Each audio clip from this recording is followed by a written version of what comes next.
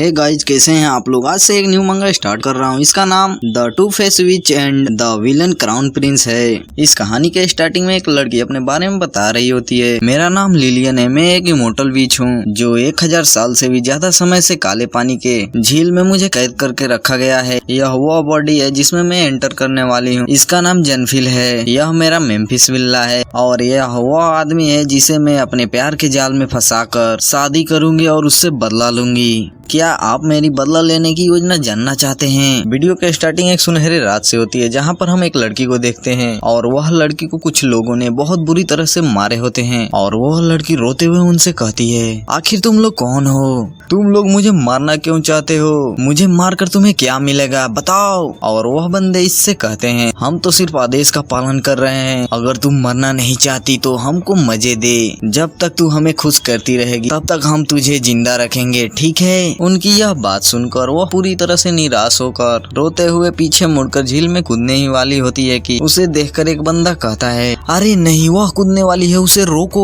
और उसे कूदने से पहले ही उसके ऊपर तीर चला देते हैं और वह गिरते हुए पानी के गहराइयों में डूब रही होती है। इधर एक बंदा दूसरे बंदे से कहता है, अरे नहीं, हम क्या करें? बॉस ने कहा है कि उसे सेंट सैलून पैलेस के गेट के सामने मारकर फेंकना है जिससे सभी लोग उसे देखें कि उसका अंजाम क्या हुआ है। क्या हमें नीचे जाकर उसकी तलाश करनी चाहिए? और दूसरा बंदा उससे कहता है, तुझे किस बात का डर है? वैसे हमें जो कुछ करने के लिए कहा गया था वो हमने कर ही दिया है। इस काले पानी के झील में मौजूद मॉन्स्टर इंसानों को खा जाती है और हड्डियां भी नहीं छोड़ती। अगर तू जाना चाहता है तो जा, मुझे नहीं जाना। इधर जेनफिल डूबते हुए प्रार्थना कर रही होती है और हाँ, इसका नाम जेनफिल है और वो प्रार्थना करते हुए कह रही होती है, मैं लेन फायर सेंट स्टार्क, मैं प्रकाश के देवता शरण त्याग कर अंधेरे के देवता से ईमानदारी से प्रार्थना करती हूँ कि वे सभी लोग जिन्होंने मेरा अपमान किया है और मुझे नुकसान पहुँचाया है वे प्रचंड आग में जल जाएं और मृत्यु से भी बदतर जीवन जिए। अंधेरे के देवता प्लीज मेरा पुकार सुनिए। इतना कहते ही हम पानी के अंदर एक ताबूत को देखते हैं जिस पर सील लगा होता है और वह सील टूट जाता है और उस ताबूत में लिलियन को सील करके रखा गया था। सील के टूटे ही लिलियन आजाद होकर जेनफिल को पानी से बाहर निकाल रही होती है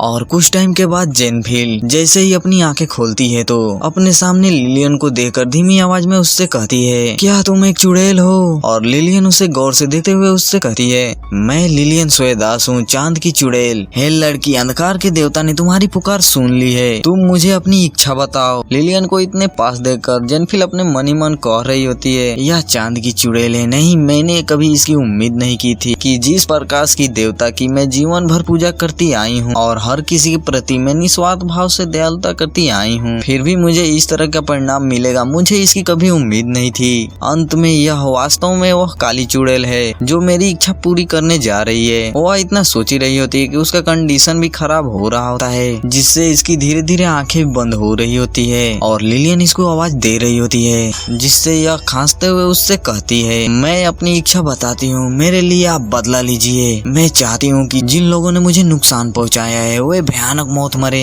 उसकी यह इच्छा सुनकर लिलियन उस पर सील लगाते हुए कहती है, मैं लिलियन सोएदास the witch of the mean परिसर, अब यह दुनिया तुम्हारी इच्छा अनुसार होगी, इसीलिए तुम पर सील लगा रही हूँ। अनुबंध सील लगने के बाद वह रोते हुए अपनी बॉडी छोड़ देती है और वह अपने वहीं पर दम तोड़ देती है और उसे मरते ही लिलियन उसकी बॉडी में एंटर करते हुए उससे कह रही होती है, अब तुम्हारी यह शुद्ध और मधुर आत्मा नरक में डूब जाएगी। अंधकार के देवता तुमको एक शांतिपूर्ण अंधेरी रात प्रदान करें। और उसके बाद हमें बताया जाता है, ट्रम्प महाद्वीप में प्रकाश के देवता और अंधकार के देवता की दोनों को श्रद्धा पूर्वक पूजा किया जाता है। प्रकाश के देवता के फॉलोअर्स चर्च में पूजा करते हैं जो रोनाल्ड होलीलैंड पार्क में स्थित है। हालांकि जो लोग अंधकार के देवता में बिलीव करते हैं वे शांति और स्वतंत्रता के लिए तरसते हैं। उनका कोई एकत्रित संगठन नहीं है और देवता नश्वर जगत में अवतरित नहीं होते हैं। इसके बजाय अंधकार के देवता के सिंहासन के नीचे 4 राक्षस देवता हैं, सूर्य, चंद्रमा, तारा और भोर। ये देवता व्यवहारिक रूप से ट्रम्प महाद्वीप पर सबसे शक्तिशाली अस्तित्व हैं। कई साल पहले सूर्य चुड़ैल नाटाओरी ने अंधेरे भगवान को धोखा दिया था। प्रकाश के देवता के प्रति निष्ठा बदलकर रोलांड पवित्र डांची की रानी बन गई और चंद्रमा की चुड़ैल लिलियन को काले पानी के झील के तल पर सील कर दिया कि जिससे वह कभी ऊपर ना आ सके। और इसके बाद हमारा सीन कट होता है और हम एक घर को देखते हैं जिसके अंदर पार्टी हो रही होती है, जिस पार्टी में सभी लोग बहुत एंजॉय कर रहे होते हैं। तभी दरवाजा ओपन करते वहाँ पर एक लड़की आती है। उसे देखकर सभी आपस में बात कर रहे होते हैं। तभी दो बंदे उसके पास जाकर कहते हैं, हे बेबी, लगता है तुम रास्ता भूल गई हो। मुझे ऐसा लग रहा है कि आज मैं बहुत ज्यादा लकी हूँ कि तुम मेरे पास खुद ही चलकर आ गई। तभी वो लेडी अपना नकाब हटाती है। उसे देखकर वो बंदा शौक होते हुए चिल्लाकर कहता है, ये तो एक चुड़ैल है, अब हम क्या करें, इससे कैसे बचें? इनके चिल्लाने की आवाज घर के बाहर सुनाई दे रही होती है और वह उनको धड़ाधड़ पेल रही होती है। कुछ टाइम के बाद उस घर के बाहर क्राउन प्रिंस और कुछ सोल्जर को देखते हैं, जो बारिश से बचने के लिए एक सोल्जर क्राउन प्रिंस से कहता है, लॉर्ड चलिए हम इस हाउस में थोड़ी देर आराम कर लेते हैं और हम कल सुबह तक सेंट सलून पैलेस के लिए निकल जाएंगे। और प्रिंस उससे कहता है, चलो ठीक है, आज हम यहीं आराम करेंगे। और जैसे ही वो दरवाजा खोलते हैं तो वहाँ पर सभी चीजें बिखरी हुई थी और सभी लोग बेलों से लटके होते हैं। पता नहीं कि यह मरे हैं कि नहीं, यह कंफर्म नहीं है। इन सभी की इस हालत को देखकर प्रिंस और सभी सोल्जर शॉक हो गए होते हैं। तभी प्रिंस से एक सोल्जर कहता है, यह तो वही डाकुओं का समूह है जिसे हम ढूंढने आए थे। तभी हम पास ही में दो लड़कियों को देखते हैं जो डर से कांप रही होती हैं और प्रिंस उनसे पूछता है, यह किसने किया है? और वह लड़कियां डरते हुए प्रिंस से कहती हैं, यह काले रोब वाली महिला ने की है, जो लगातार उन पर इस सब के पीछे के मास्टरमाइंड के बारे में दबाव डाल रही थी। और इन सबको निपटाने के बाद फिर वह ऊपर चली गई, वह वहाँ है। और इसके डायरेक्शन में जाते हुए लिलियन को देखकर कहता है, यह लेडी कौन है? और प्रिंस को यहाँ देखकर लिलियन शराब पीते हुए उससे कहती है, जैसे ही मैं जागती हूँ मुझे बढ़िया शराब पीने और खूबसूरत आदमी को देखने का मौका मिलता है। तुम्हें यहाँ देखकर आज मेरा मूड बहुत ही खुशमिजाज हो गया। यह बात सुनकर प्रिंस के पीछे से दो सोल्जर कह रहे होते हैं, क्या वो महामहिम को चिढ़ा रही है? और प्रिंस उससे पूछता है, आखिर तुम कौन हो, यहाँ क्या कर रही हो? इसकी यह बात सुनकर लिलियन स्माइल करते हुए वहाँ से डिसअपेयर हो जाती है। उसे डिसअपेयर होते हुए देखकर सभी बंदे शॉक हो गए होते हैं और प्रिंस कहता है, आखिर यहाँ पर क्या चल रहा है? और लिलियन वहाँ से डिसअपेयर होकर सेंट सलून सिटी में आ गई होती है और अपने अंदर जेनफिल की सोल से पूछती है, बताओ तुम क्या चाहती हो, मैं तुम्हारे रूप का उपयोग करके उससे बदला लूं? इस बात को सुनकर जेनफिल आंखें खोलते हुए सील द्वारा उससे कहती है, ठीक है, चूंकि आपने मेरी आत्मा को काले पानी के झील से बाहर निकाला है तो आप ऐसा कर सकती हैं। और मनी मन कह रही होती है, अब होगा खून का बदला, खून, सभी मरेंगे। उसके बाद हम देखते हैं सेंट सलून उपनगर को, जहाँ पर लिलियन चाय पीते हुए कह रही होती है, तो ऐसा ही है, नाटाओरी अंत में रानी बन गई जैसा कि उसने चाहा था, लेकिन युवराज कितना भी प्रयास करें उसको बच्चा नहीं हो सकता था। चुड़ैलों में बच्चा पैदा करने की क्षमता नहीं होती। इस दुनिया में केवल मैं ही हूँ जो इसकी उम्मीद कर सकती हूँ। जब उसने मुझे सील कर दिया था तो कोई भी इसकी यह इच्छा को पूरा नहीं कर सका। उसके बाद अपने चाय को नीचे गिराते हुए एक स्पेल कास्ट करती है और उस स्पेल से अपने बिल्ले मोफिस को समनिंग करती है और बिल्ला उस स्पेल से निकलकर धीरे से आँख खोलता है और लिलियन को देखकर उस पर कूद जाता है और उससे चिल्लाते हुए कहता है, तुम कौन हो? तुम किस अधिकार से इस ईश्वर को जगाई हो? बोलो, तुमको यह अधिकार किसने दिया है? और लिलियन उससे कहती है, अबे मूर्ख बिल्ली, यह मैं हूँ। उसकी यह बात सुनकर बिल्ला थोड़ा कंफ्यूज होकर उससे सूंघने लगता है और सूंघने के बाद बहुत ज्यादा खुश होकर रोते हुए उससे कहता है, हे भगवान, क्या यह सचमुच आप हैं? आप वहाँ से बाहर कैसे निकल आई? और लिलियन उसको बताती है, नाटाओरी की आधी रक्त रेखा पर अधिकार रखने वाला एक छोटा देवदूत के कारण अंधेरे देवता के मार्गदर्शन में अपने ही खून से मेरी सोल को बुला लिया। इस बात को सुनकर बिल्ला उससे कहता है, तो क्या आपका बॉडी अभी भी झील के तल पर है? और लिलियन उससे कहती है, हाँ बिल्कुल, वह वही है। मुझे लगता है कि छोटी परी अवश्य उसकी वंशज होगी, इसीलिए वे केवल आधी सील को तोड़ पाई। यह बॉडी वह है जो उसने मेरे साथ अनुबंध पर हस्ताक्षर करने के बाद मुझे दिया है। इस बात को सुनने के बाद बिल्ला गुस्सा होते हुए उससे कहता है, मैं अभी जाकर नाटाओरी की खाल उतार दूंगा और सील तोड़ने के लिए उसका खून निकाल लूंगा, फिर आप पूरी तरह से आजाद हो जाएंगी। तभी लिलियन उससे कहती है, लेकिन छोटी परी की इच्छा है कि मैं उसकी बॉडी का उपयोग करके उसकी चीजों को पुनः प्राप्त करूं। वह जो कुछ भी चाहती है वह पैलेस के अंदर है और मैं भी नाटाओरी बनूंगी, जिससे वह सब कुछ खो देगी, जिसे पाने के लिए नाटाओरी ने योजना बनाई थी। और बिल्ला उससे कहता है, वाह वाह, यह तो उसे मारने से भी बहुत अच्छी बात है, हमें सबसे पहले क्या करना चाहिए? तभी लिलियन उसकी तरफ स्माइल करके देखती है। इसे स्माइल करते हुए देखकर बिल्ला घबराते हुए चिल्लाकर कहता है, हे भगवान, ऐसे स्माइल मत कीजिए, आपकी ये स्माइल से मुझे डर लगता है, पिछली बार आप इस तरह की स्माइल की थी तो। तभी लिलियन उसकी पूंछ पकड़कर उसे उठा लेती है, जिससे बिल्ला रोते हुए कह रहा होता है, नहीं नहीं ये मेरे बाल हैं, अगर ये और झड़े तो मैं गंजा हो जाऊंगा, मैडम मुझे प्लीज छोड़ दीजिए, नहीं तो मेरी पाद निकल जाएगी, प्लीज मुझे छोड़ दीजिए। और लिलियन उसे छोड़ देती है। उसके हाथों से छूटने के बाद बिल्ला उससे कहता है, मैडम मैं आपके लिए सब कुछ अर्पित करने के लिए तैयार हूँ, बस कुछ बाल आपको देने से कोई फर्क नहीं पड़ेगा। उई उई और लिलियन उससे कहती है, हमारा पहला कदम है शाही राजधानी जाना, यहीं से हम अधिक जानकारी इकट्ठा कर सकते हैं। अगर मैं शाही दरबार में अपना पैर जमाना चाहती हूँ तो मुझे एक शक्तिशाली सहयोगी की जरूरत होगी। और उसके बाद हम देखते हैं ट्रम्परायन कैपिटल रोज मेंशन को, जिसके अंदर लिलियन बात ले रही होती है। और बात लेने के बाद बालकनी में आकर सिटी को देखते हुए कहती है, तो यह दुनिया ऐसी ही है, इसमें कोई आश्चर्य नहीं है कि सभी बच्चे बाहर भागना चाहते हैं, बाहर का वातावरण सचमुच बहुत सुंदर है। यह बात कही रही होती है कि तभी उसके मेंशन के आगे वाले मेंशन में प्रिंस और सोल्जर आ गए होते हैं और उन्हें यहाँ देखकर कहती है, क्या यह फिर से, यह तो वही है। तभी बिल्ला पीछे से कहता है, क्या हुआ आदमी, आपको सुंदर लगता है? इस बात को सुनने के बाद लिलियन उससे कहती है, हाँ बहुत, मैंने इतना सुंदर बच्चा कभी नहीं देखा, यह बहुत ही सुंदर दिखता है, जिंग जिंग सचमुच बहुत प्यारा बच्चा है, और हाँ प्रिंस का नाम जिंग जिंग है। और लिलियन कहती है, इस जैसा बच्चा मैंने कभी नहीं देखा। उधर गार्ड प्रिंस के कपड़े उतार रहे होते हैं। तभी बिल्ला लिलियन की आंखें बंद करते हुए कहता है, मैडम उसको मत देखिए, इस आदमी को क्या हो गया, यह घर आते ही कपड़े उतार रहा है। और लिलियन धीरे से बिल्ले का हाथ हटाते हुए अपनी आंख खोलकर देखती है तो वह बहुत ज्यादा शौक हो गई होती है, क्योंकि प्रिंस के पीठ पर मून मार्क होता है। उस मार्क को देखने के बाद लिलियन अपने ऊपर काबू नहीं कर पाती और उसी तरफ खींची जा रही होती है। और बिल्ला उसे पीछे से पकड़कर कहता है, मैडम आप अभी यहाँ से नहीं जा सकते, यदि आपको कोई उड़ते हुए देखेगा कि आपके पास जादू है तो यहाँ लोग आपसे डरेंगे। उसके बाद मध्य रात्रि का सीन देखते हैं। लिलियन प्रिंस के बाथरूम में आकर उसके बाथटब में अपना कुछ मैजिक स्पेल कास्ट करती है, अंधेरी चांदनी आधी पानी, जिससे उस पानी के अंदर कुछ तो होता है। और कुछ देर बाद हम प्रिंस को देखते हैं जो नहाते हुए उसी के बारे में मन ही मन कह रहा होता है, क्या वह चुड़ैल बहुत समय से गायब नहीं थी, वह अचानक कैसे प्रकट हो सकती है। इतना वह सोच ही रहा होता है कि उसकी नजर पानी में जाती है जहाँ पर कुछ हलचल हो रही होती है। तभी पानी के अंदर से अचानक से लिलियन प्रकट होती है।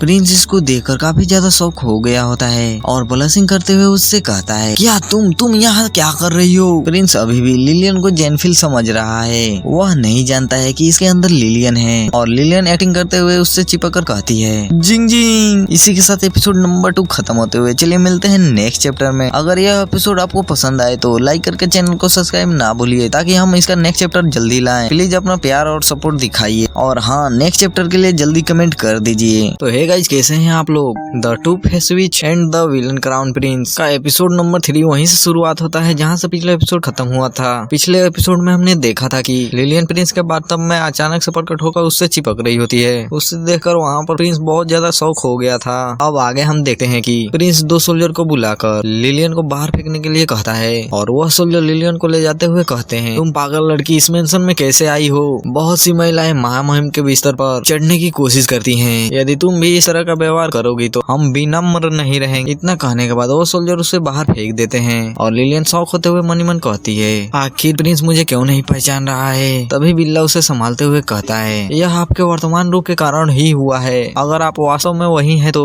आप अपनी मूल पसी के साथ प्रयास क्यों नहीं करती? और लिलियन उदास होकर उससे कहती है, हम पहले भी मिल चुके हैं लेकिन उसने मुझे नहीं पहचाना। और बिल्ला उससे कहता है, हे भगवान, जिंग जिंग तो पहले मर गया था ना, हम सब ने अपनी आंखों से देखा है, लेकिन उसके पीठ पर मेरा मून मार्क है, यह बिल्कुल आपके नितंब पर लगे मून मार्क जैसा है, मेरी इसमें कोई गलती नहीं है, उसके पीठ पर वो मार्क कैसे आ सकता है? अब मुझे कैसे भी मेरा मून मार्क चाहिए। और लिलियन उससे कहती है, चलो उसके पीछे चलते हैं, मैं उसके बारे में सब कुछ जानना चाहती हूँ। सबसे पहले छोटी परी का मामला सबसे ज्यादा महत्वपूर्ण है। जिंग जिंग, मैं तुम्हें जल्दी ढूंढने आऊंगी, हम फिर जल्द ही मिलेंगे। उसके बाद हम अगले दिन रोलैंड होली डाची सेंट सलून पैलेस को देखते हैं, जिसके अंदर प्रिंस की माँ यानी महारानी प्रिंस के शादी के लिए उससे पूछती है। और प्रिंस उनसे कहता है, मुझे एक राजकुमारी पसंद आई है, लेकिन मैं यह नहीं जानता हूँ कि मेरा विचार आपके विचार जैसा है या नहीं। और महारानी प्रिंस से कहती है, ऐसी बात है तो मैंने आपके लिए और भी राजकुमारियाँ देखने के लिए बुलाया है। और बटलर से कहती हैं, ऐसी स्थिति में कृपया उनको देखने के लिए बुलाओ। और बटलर लिस्ट में से काउंट सिलिन की दूसरी बेटी सिलिन नायर और कई लड़कियों को बुलाता है। और महारानी एक लेडी से कहती है, साई मनीमन, मुझे उम्मीद नहीं थी कि तुम इतनी जल्दी वापस आओगी। लगता है आप क्राउन प्रिंस के चयन को गंभीरता से लिया है। क्या आपके मन में कोई लड़की है? और हम मेंशन के बाहर देखते हैं जहाँ पर एक लेडी अपने गार्ड से कहती है, क्या मिस जेनफिल अभी तक नहीं मिली है? यदि यह मौका हमने खो दिया तो सेंट स्टार्क परिवार को दूसरा मौका नहीं मिलेगा।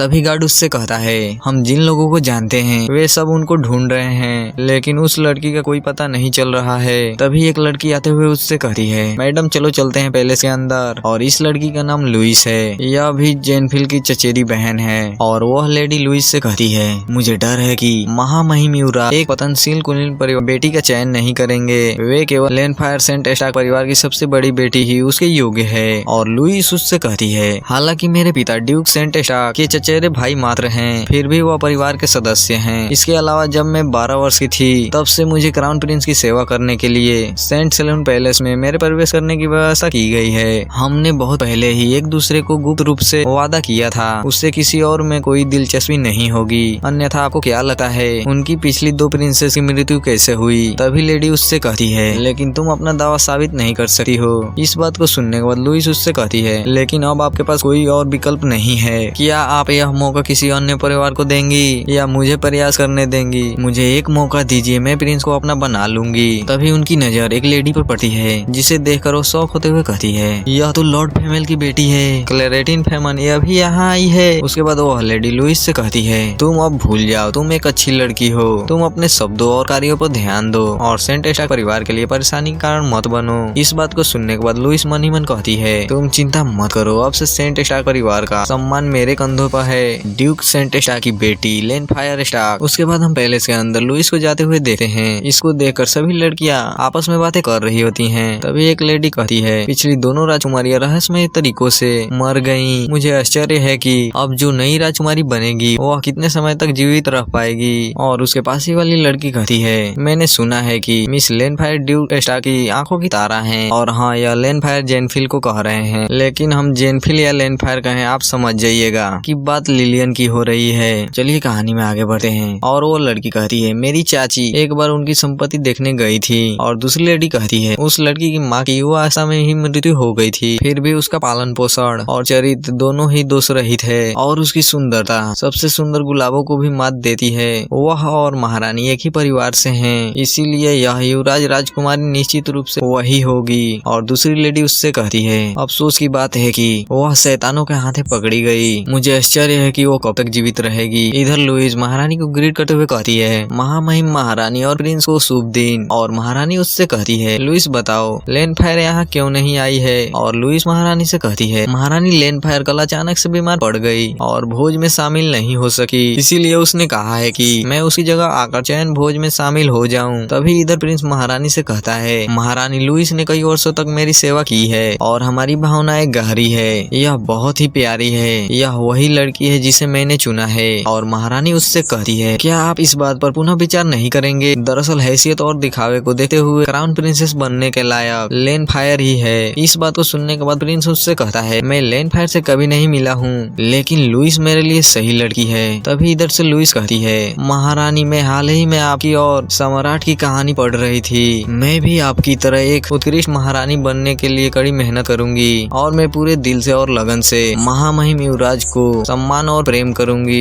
इसे ऐसी बातें करते हुए देखकर महारानी मन ही मन कहती है, चाहे जो भी हो वह सेंट स्टार्क परिवार की ही संतान है। उसकी निम्न स्थिति है कि फिर भी उसे नियंत्रित करना आसान होगा। और महारानी लुइस से कहती है, चलो ठीक है, फिर तुम प्रिंसेस बनने के योग्य हो। तभी कोई दरवाजा ओपन करता है। उसे देखकर एक लड़की कहती है, यह कौन है? तुम्हारी हिम्मत कैसे हुई यहाँ अचानक अंदर आने की? और एक मेड उससे पूछती है, आप किस परिवार की लड़की हैं? आप इतनी बेशर्मी से यहाँ कैसे आई? और वह लड़की अपना रौब हटाते हुए उनसे कहती है, समारोह अधिकारी ने मेरा नाम पुकारा है। तुम लोग कैसे कह सकते हो कि मैं यहाँ जबरदस्ती आई हूँ? और यह लड़की और कोई नहीं बल्कि लिलियन होती है। इसके बॉडी में जैसे 2 लोग हैं, एक लिलियन एक जेनफिल। और जेनफिल का 2 नाम है, जेनफिल और लेनफायर, इसीलिए मैंने क्लियर कर दिया। यदि आपको कुछ समझ में ना आए तो कमेंट कर दीजिएगा, लेकिन हम इसे लिलियन ही कहेंगे और लेनफायर। चलिए कहानी में आगे बढ़ते हैं। जैसे ही लिलियन अपना रोब हटाती है, लुइस इसे यहाँ देखकर काफी ज्यादा शौक होते हुए कहती है, लेन फिर आप यहाँ पर कैसे हैं? क्या आप पहले ही नहीं? तभी लिलियन कहती है, पहले से क्या? तुम क्या कह रही हो? तभी लुइस यह बात सुनकर डरते हुए कहती है, नहीं, मेरे कहने का कुछ मतलब नहीं है। इधर लिलियन महारानी को ग्रीट करते हुए कहती है, शुभ दिन महारानी। महारानी और प्रिंस को आंख मारते हुए उससे कहती है, शुभ दिन मेरे प्रिंस। और प्रिंस उसे देखकर मन ही मन कहता है, यह तो वही पागल औरत है जो मेरे बाथरूम में घुस आई थी। तभी महारानी कहती है, सेंट स्टार्क परिवार के बच्चे सचमुच बहुत सुंदर होते हैं। प्रिंस इसके बारे में आप क्या सोचते हैं? तभी प्रिंस कहता है, हाँ यह तो सुंदर है, लेकिन मुझे ऐसी खूबसूरत फूलदान पसंद नहीं जो अंदर से बेवकूफ हो। तभी महारानी उससे पूछती है, क्या आपको भरोसा नहीं है सेंट स्टार्क परिवार का पालन पोषण पर? और प्रिंस महारानी को जवाब देता है, नहीं मुझे इस पर बिल्कुल भरोसा नहीं है। यह बात सुनकर महारानी मन ही मन कहती है, केवल सुंदरता बाहरी आकर्षण वाले मूर्खों को नियंत्रण करना सबसे आसान होता है। यह और भी अच्छा है कि प्रिंस इसे नापसंद करता है, इस तरह वे एक साथ कुछ साजिश नहीं रच पाएंगे। इसके बाद महारानी लिलियन से पूछती है, तुम्हें यहाँ आने में इतना देर क्यों हो गया? क्या तुम कहीं फंस गई थी? तभी इधर से लुइस उससे पूछती है, मैंने सुना है शाही राजधानी के पास डाकू उत्पात मचा रहे हैं, मिस लेनफर कहीं आप उनसे टकरा तो नहीं गई थी? और लिलियन उससे जवाब देती है, नहीं मैं उनसे नहीं टकराई, लेकिन लुइस सचमुच तुम तो पैलेस के अंदर रहती हो, फिर भी तुम शाही राजधानी के पास उत्पात मचाने वाले डाकुओं के बारे में जानती हो। इस बात को सुनने के बाद लुइस घबराते हुए उससे कहती है, मैंने अभी अभी इसके बारे में सुना है। मैडम चेयर कल रात से आपको ढूंढ रही थी, लेकिन आपका कोई भी पता नहीं चल रहा था। मुझे डर था कि आपके साथ कुछ बुरा ना हो जाए। तभी महारानी की नौकरानी कहती है, महारानी क्या हमें विस्तार से इसकी जाँच करनी चाहिए? यदि मिस लेनफायर वास्तव में अपराधियों से टकराई थी तो यह हमारे लिए कोई खतरा उत्पन्न हो सकता है। तभी लिलियन सभी को बताती है, मैं कल रात प्रिंस के साथ थी, वह जानते हैं कि मैं कल रात कहाँ थी। अगर मेरी बात पर यकीन नहीं है तो इनसे ही पूछ लीजिए। इस बात को सुनने के बाद लुइस शॉक होते हुए कहती है, यह असंभव है, ऐसा कभी नहीं हो सकता। इधर लिलियन प्रिंस को देखते हुए स्माइल करती है और प्रिंस सभी को बताता है, मैंने उसे कल रात शाही राजधानी में लिली ऑफ द वैली में देखा था और डाकुओं का वह समूह पहले ही समाप्त हो चुका है। अब वह किसी को कोई नुकसान नहीं पहुँचाएंगे, वह सभी मर चुके हैं बहुत ही भयानक तरीके से। तभी लिलियन प्रिंस से कहती है, प्रिंस मेरे लिए गवाही देने के लिए धन्यवाद, अन्यथा मेरी चचेरी बहन लुइस मुझ पर संदेह करती रहती। इस बात को सुनने के बाद लुइस घबराते हुए कहती है, मुझे नहीं पता था कि तुम प्रिंस के साथ थी, मुझे तो बस तुम्हारी चिंता हो रही थी, इसीलिए मैंने पूछा। इधर महारानी मनी मन कहती है, यह लड़की उतना भोला और बेवकूफ नहीं है जितना कि इसके बारे में अफवाहें फैली हैं। और नौकरानी से कहती हैं, आज के लिए इतना काफी है, सभी आज चुनी गई लड़कियों को थोड़ी देर महल में रहने दो, क्योंकि प्रिंस को उन्हें जानने के लिए थोड़ा समय लगेगा। और नौकरानी कहती है, जैसा आप कहें महारानी। इतना कहने के बाद महारानी वहाँ से जाने लगती है। तभी पीछे से लिलियन कहती है, कितनी शर्म की बात है महारानी, मैंने पहले ही अपने चाचा वेंडरलैंड को एक पत्र लिखकर भेज दिया है, जिसमें मैंने उन्हें बताया है कि मैं शाही राजधानी में शादी करने के लिए जा रही हूँ। उन्होंने कहा है कि वह शादी में जरूर शामिल होंगे। इस बात को सुनने के बाद महारानी शौक होते हुए कहती है, तुम्हारे अंकल का नाम क्या है? और लिलियन उसे अपने अंकल का नाम बताती है, वेंडरलैंड द रोज काउंट। इसके अंकल का नाम सुनकर महारानी मन ही मन कहती है, ये सचमुच कुछ कुछ एक जैसे दिखते हैं। और उसके बाद लिलियन से कहती है, आज से आप भविष्य की प्रिंसेस हैं, USLI शादी की तैयारी शुरू करो। और वह कहती है, ठीक है महारानी, आप जैसा कहें। महारानी की यह बात सुनकर लुइस के पैरों के नीचे से जमीन खिसक गई होती है और मनी मन कह रही होती है, यह कैसे संभव है? और प्रिंस भी काफी ज्यादा हैरान होकर मनी मन कहता है, क्या लेनफायर? बस कुछ शब्द और उसे रानी से प्रिंसेस का पद मिल गया। और तभी लिलियन लुइस से कहती है, मैं यहाँ नई नई आई हूँ और महल से अपरिचित हूँ, क्या आप इस दौरान मेरी सहायता करेंगी? इस बात को सुनकर वह हैरान होते हुए कहती है, क्या? तभी महारानी उससे कहती है, यह तुम्हारी जरूर मदद करेगी, जाओ इनको पूरा महल दिखाओ। इतना कहने के बाद महारानी वहाँ से चली जाती हैं। इधर लिलियन लुइस से कहती है, मेरी और प्रिंस की शादी की तैयारी के संबंध में मैं तुम्हें उन्हें संभालने के लिए परेशान करूंगी, क्या तुम्हें इससे कोई दिक्कत होगी? इस बात को सुनकर लुइस काफी ज्यादा डर रही होती है और मन ही मन कहती है, यह इस तरह से कैसे हो गया? एक ही झटके में यह कैसे प्रिंसेस बन गई? इधर हम बाकी लड़कियों के साथ साथ लिलियन को भी देखते हैं जो वहाँ से वापस बात करते हुए निकल रही होती हैं। इधर हम प्रिंस को देखते हैं जो लुइस से कहता है, यह पहली बार है कि जब आप किसी मामले को हैंडल करने में असफल हो गई हैं। और लुइस उससे डरते हुए कहती है, मुझे नहीं मालूम की गलती कहाँ हुई, कृपया मुझे माफ करें महाराज। और प्रिंस गुस्सा होते हुए कहता है, आपके लिए यही बेहतर होगा कि आप इस दौरान उसे पीछे से हटा दें, अन्यथा इस मामले को मैं हैंडल करूंगा। यह तो पूरी तरह से कंफर्म हो गया है कि इन्होंने ही जेनफिल को मारने के लिए डाकुओं को भेजा था। चलिए कहानी में आगे बढ़ते हैं। इधर लुइस प्रिंस को इतने गुस्से में देखकर डरते हुए कहती है, आप चिंता मत करिए महाराज, इस बार मैं आपको निराश नहीं करूंगी, उसे इस बार जरूर रास्ते से हटा दूंगी। फिर प्रिंस उससे कहता है इसके अलावा मुझे वह पसंद नहीं है, लेकिन मैं सेंट स्टार्क परिवार को मैं भड़काना नहीं चाहता। अपने क्रूर तरीके को छोड़ दो, उसे ऐसे निपटाओ कि किसी को पता भी न चले। लुइस इस बात को सुनकर डरते हुए कहती है उसे अभी हमारे बारे में पता नहीं चला है। क्या आपको पता है प्रिंस ऐसा क्यों कह रहा है? क्योंकि इसने जेनफिल को निपटाने के लिए डाकुओं के हवाले करने और उसके साथ उसकी इज्जत भी लूटने के लिए कहा था। उसके बाद हम क्राउन प्रिंस के पैलेस स्वान स्प्रिंग पैलेस को देखते हैं और वहीं पर लिलियन अपने बिल्ले के साथ वहां पर आ गई होती है और उसके बाद लिलियन पैलेस के अंदर जा रही होती है और उसके पीछे कुछ लोग होते हैं। तभी बिल्ला उससे कहता है हे भगवान, क्या आपको शक नहीं है कि प्रिंस ने ही लुइस के साथ मिलकर मिस लैंडफायर की हत्या करने के लिए भेजा था? और लिलियन उसको बताती है आज मैंने उसकी परीक्षा लिया सबके सामने। वह साफ इनकार कर सकता था कि उसने मुझे नहीं देखा, लेकिन उसने ऐसा नहीं किया क्योंकि वह जानता है कि अगर उसने कहा होता कि उसने मुझे नहीं देखा तो लुइस के अंडर में जितने सारे लोग थे वो भी ऐसा कह सकते थे।